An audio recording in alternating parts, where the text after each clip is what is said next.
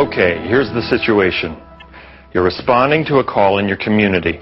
There's an intense wildland fire spreading towards the neighborhood. As you arrive, things are happening quickly. A task force is assembling. Maybe they're career firefighters, maybe volunteers. Everyone huddles, ready for action. All they need to get going is a safe strategy and access to water. We're going to put up a portable pump there for a fill station, and this is going to be your only other fill station. You've got a good water plan in place. It worked well a month ago when you put out a house fire, and the month before that with a small brush fire. But this time, things are different. You've never faced a wildland fire like this before, not even close. Firebrands will soon be dropping, spot fires appearing. You'll be dealing with multiple exposures and a lot more fire than your water resources can put out. So, what do you do now? Good question. It's just the wrong time to ask it. No doubt your fire department has an area water plan. You may not have fire hydrants like in the city, but you do have a few engines and a water tender. If a home or a business catches on fire, you know where to get your water, how to transport it, and how to use it to extinguish the fire. For example, let's say that this is your town. If you have a stationary burning structure over here, you'd transport your water from, say, here. But what happens when you have an intense wildland incident like this one? Instead of a single burning structure, you've got a rapidly moving line of fire. And before long, as spot fires appear, you'll also have multiple ignitions to deal with. Your point-to-point water strategy suddenly goes out the window. Rather than saving one structure, you're trying to protect a whole neighborhood of structures. You now have a new water logistics problem on your hands. So, with limited equipment and a small crew, how do you possibly transport water and hose lays to all of these structures? The answer is, you don't. Let's go back to our opening scenario. Okay, what I'd like to do is deploy the Forest Service 2 engines and the DNRC engine, the state of... As you recall, your task force is ready to move into action. You've assessed the situation. The fire over the ridge is uncontrollable, and you've got more structures than resources. So it's time to shift from an offensive strategy to a defensive one. What does that mean?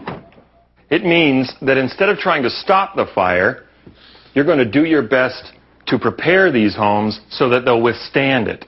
Then, just before the fire arrives, you're going to move to your safety zone and let the fire pass through. You'll then return as soon as it's safe to mop up or overhaul any structure starts or spot fires that threaten structures. The key is to stay mobile at all times. Be smart and creative and react quickly as the situation changes. The results of this strategy may surprise you. You could wind up needing a lot less water than you'd expect. And if your homeowners have applied Firewise principles, you'll use even less water. Okay, so you send your engines or tenders off to the stream to get water. At the same time, you split your crew into teams and direct them to locate structures. The first step, before anyone squirts a drop of water, is to know which structures can be effectively protected. And that will depend upon how well these residents have prepared their homes. So you triage the homes for extreme conditions. Your teams apply their knowledge of fire behavior and the ignition potential of these structures. Again, you mentioned the deck. We'll get that cleaned off, sweep all the needles off of there. Then you'll determine the level of protection that each one will need and balance the needs of the entire neighborhood against the resources available to you. That may mean having to make some tough decisions. If you decide that a group of homes will consume too many resources, you may have to leave them unprotected. Time and water are limited. You can't afford to waste either. A home or community built with Firewise principles in mind could resist ignition without assistance. For example, spraying water on a fire-resistant roof would waste resources and time. The way the property is maintained can also mean the difference between success and failure. A resident can help avoid disaster by practicing Firewise maintenance, such as removing these pine needles on the roof and in the gutters. And these fine fuels could easily be ignited by firebrands or carry a surface fire that would jeopardize the home. As you can see, there are also some heavier fuels near the house. And don't overlook this wood pile over here. The assessment: with enough time to prepare these vulnerable areas, this home has a decent shot of surviving the fire. Okay, so how do you prepare a structure? Your gut instinct may be to charge the hose line and drench the home and yard, but that would waste water and time. You'd probably deplete your water supply and leave the rest of the neighborhood unprotected. Instead, consider this thought. Sometimes your most efficient use of water involves not using water. Just ask Lee Buller of the Creston, Montana Fire Department. In doing mitigation, we try and go in and limit the use of water to start with, and try and remove the brush and debris that are away from the house and off of the house. What we look for is the proximity of the vegetation to the structure. If we're dealing with a lot of vegetation within a 30-foot buffer zone, we want to try and thin that down as best we can, as quick as we can, depending on rate of spread of the fire. We don't have to clear everything out, but we want to try and get good separation in the tree canopy, 15, 20 feet. So maybe every other tree or something we might want to thin out of the location. If there's a lot of debris in the gutters, in the gutter drain system, or up on the house, we'll try and remove those. If it's easier to just take the gutter down, sometimes that's very feasible, and especially with like plastic or vinyl gutters, they have a chance to catch on fire and be the ignition source of the house. If they have a bunch of lawn furniture or stuff sitting on the deck, we'll take and remove that from the house and get it away. That kind of stuff catches a lot of embers, and we try and do this all before the fire comes. And that way we'll have our water available to use. If it does start burning, we'll be able to use that water to put that out. By removing some flammable vegetation, you'll both eliminate fuel and save your water for other uses. But this tactic only goes so far. You'll need water to wet dry vegetation in the yard and vulnerable parts of the house. Which means bringing out the big guns and soaking everything, right? Probably not. A heavy stream works well to extinguish structural fires, but in our situation, it would deliver too much water to too small an area. Not only would it be overkill, it would defeat our need to stay mobile. Imagine having to move these hoses from structure to structure. It'd take forever. You'd exhaust your crew. Plus, you'd waste water every time you disconnected and recharged. Instead, you want to use a smaller hose, something like this, the homeowner's garden hose, with its ready-made supply of water. If they've got a garden hose or a spigot outside, we'll try and use that water to wash off the deck or the roof of the pine needles, and try and just use their water instead of using the water that's in the truck. I can put that garden hose into my booster tank to recover what water I'm using, so I'll still have as close to a full tank supply in my engine. And as the fire approaches, that's when I start using my water very sparingly. As I get ignition, I try and get extinguishment. If it keeps you from having to go to the dump tank one time and you're able to stay there, it just helps you prolong your time before you have to leave that house to go get more water or have more people bring you water. And every little bit helps, so anytime you can save water, you try and look for that. Remember, we're thinking on our feet and staying mobile. A small hose with a spray nozzle works well on these fine fuels. You'll wet down a larger area faster than you would with a straight stream while consuming less water. You don't need to drench the entire yard or any green moist areas. Rather, you want to raise the moisture level of the dry fine fuels next to the home. Now, when it comes to dealing with heavy fuels, you'll have to alter your tactics a little. Structures, trees, and fences will all require more water than light fuels, and thus will take longer to moisten. If the fire approach is imminent, wet the side of the structure that will take the radiant heat exposure, and then spray any vulnerable places such as the flammable inside corners and under decks. Some fire departments are adding a new piece of equipment for heavy fuel exposures: portable sprinklers. The nice thing about sprinklers is you don't have to be there when the fire comes through. You're able to back off and leave that sprinkler in there. You're still applying the water as long as water sources available. You're able to set up a bunch of sprinklers, treat a lot more area at the same amount of time, continuously treating the areas, whereas one person bumping from nozzle to nozzle is going to take a lot longer to treat that same area. And sprinklers don't always get into vulnerable nooks and crannies, so you'll need a hose to finish the job.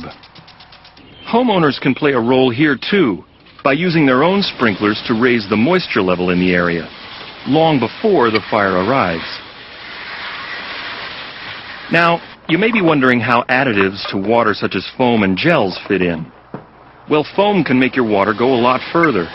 In fact, it can reduce water usage by as much as 2/3. Foam can also be very effective at covering vulnerable nooks and crannies and fine fuels. But it'll only last up to an hour, and it doesn't apply well in high winds. I'd recommend using the ones rated Class A. They're biodegradable, and homeowners can wash them off fairly easily. Now, gels, they stick well to vertical surfaces and provide good radiant heat protection. Using gels over plain water buys you a lot of time. If you put water on a house, it'll dry off and be gone. Even after the gel dries, it still does you a lot of good on the house, and a lot of times you'll have time to come back and pre-treat the house, just wet that gel down a little bit. However, gels are more expensive and require mixers and special nozzles. They can also leave a residue that is difficult to remove. Whether you're using additives or water, or dealing with light or heavy fuels, your tactics remain the same. You want the water or additives to soak in, not run off. Okay, we've talked about applying water. Now what about accessing and delivering water? First of all, don't overlook any potential domestic sources. Many homeowners today have water tanks on their property. Some have swimming pools.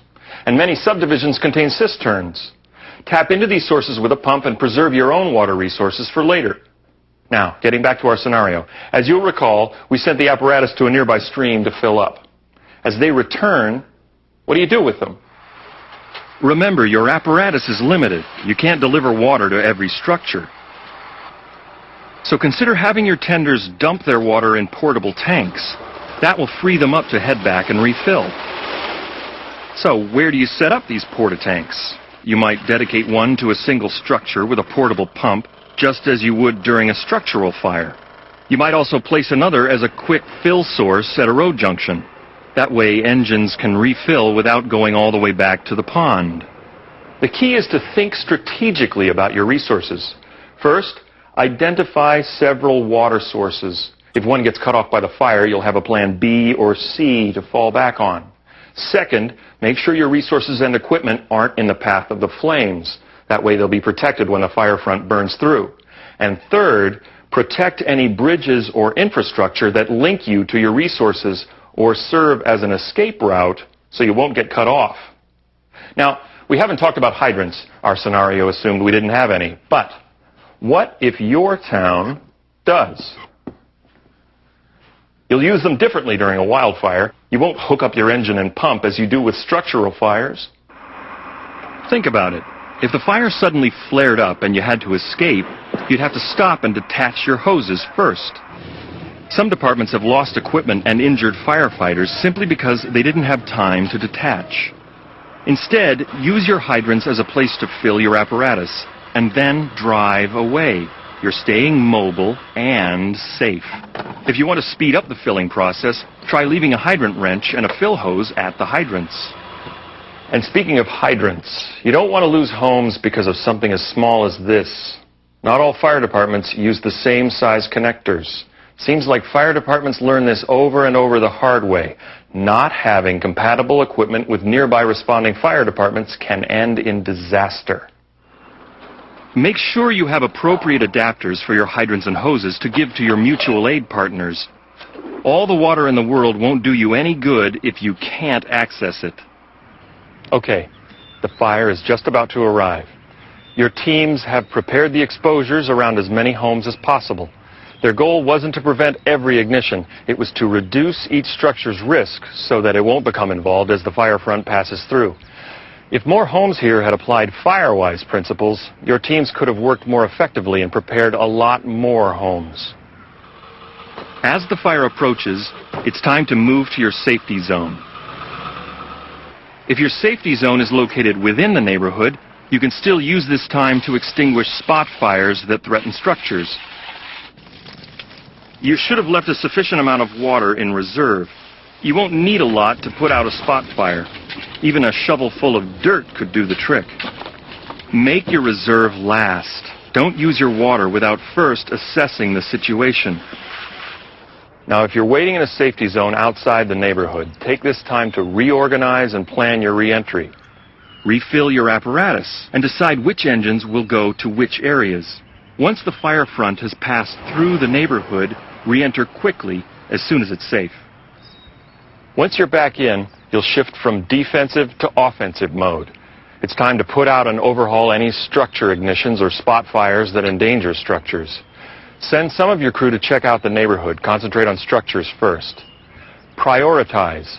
Some homes may need immediate attention. Others may be so involved that you couldn't save them no matter how much water you have. But at the same time, remember that not all fires present an imminent danger to structures. At this point, a backpack pump may be your best water delivery device. It will extinguish most small ignitions and permit your crews to cover a lot of ground quickly. Walk around the entire structure. Check any place that embers might collect and ignite it if left unattended. You might designate an engine to patrol the neighborhood and resupply the hand crews. Take the time to check on foot. Drive-by checks can overlook a small start and cause you to lose a home.